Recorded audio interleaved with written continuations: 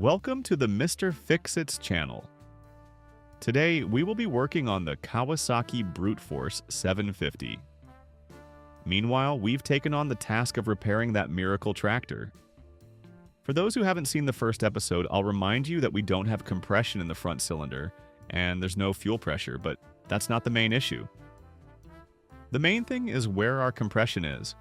Right now, we're waiting for the endoscope, and we'll dive in and check inside.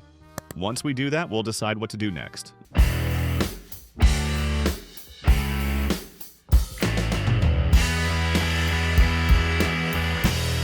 Now let's get to it and see what's going on in that cylinder. We took a look with the endoscope, and overall things are not too bad, though it's pretty dry inside. Everything looks fine, but that suggests there might be an issue with the oil. Maybe there's a bit too much gasoline. You can see some light scoring, but I don't think it's a serious problem. It's probably just some wear due to the lack of oil, and that caused some friction. The valves seem to be intact, and there's nothing broken that's obvious. Everything is in place and looks good. In the comments, someone suggested adding oil there, and I completely agree. Sometimes the carburetor might siphon, washing away the oil film and causing the loss of compression. We'll find out if that's the case now, so let's go ahead and add some oil to the cylinder and see what happens.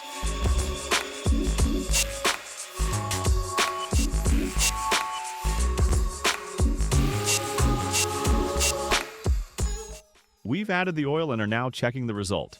Do we have compression or not?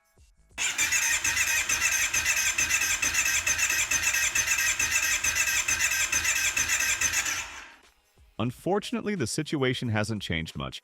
The compression only went up by half. So we either have a problem with the valves, or it's due to the lack of honing in the cylinder, possibly due to the rings or the valves. After a brief discussion, we decided that we need to take a look at the valves to see what's going on. To do that, we'll need to clean up and remove everything unnecessary, carburetors, air ducts, and everything else, so we can access the area and figure out what's wrong. Let's get to work.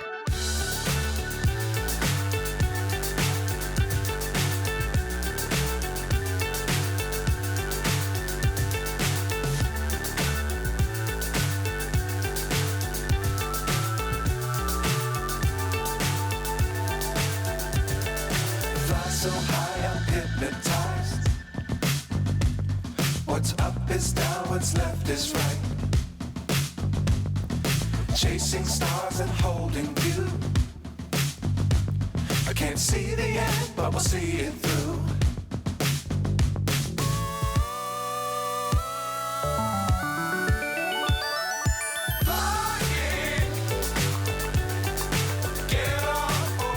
I've made it to the valves, removed the covers to set the engine to a working position. Now we remove the cover here, take off the cap, and open the inspection window. We have two marks, TF, front, and T, rear, meaning front and rear heads. After that, we turn the engine counterclockwise about a quarter turn. You have to experiment and check the valves. The upper valve should have play, and the lower one should also have some. I've measured it, and the feeler gauge fits perfectly, 0.5 millimeters, which is great.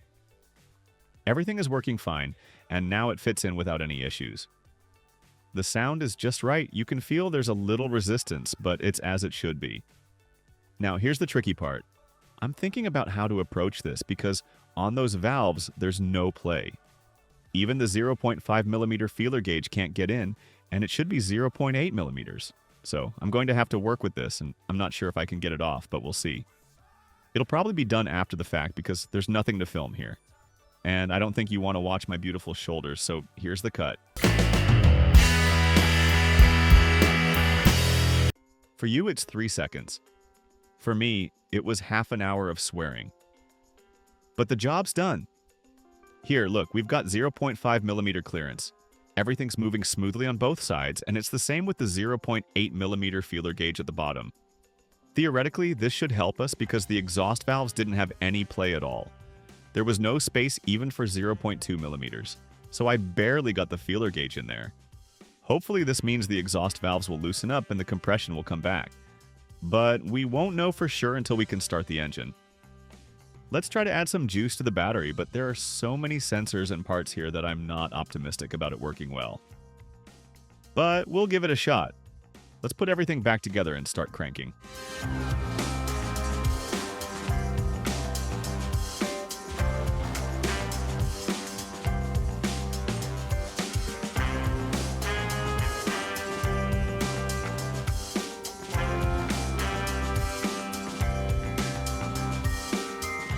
Well, I added some juice to the battery and we're ready to crank the engine. Not sure what the compression gauge will show, so fingers crossed. Let's go. Woo! Hey! All right, it's working. Wow, the compression shot up. That's awesome.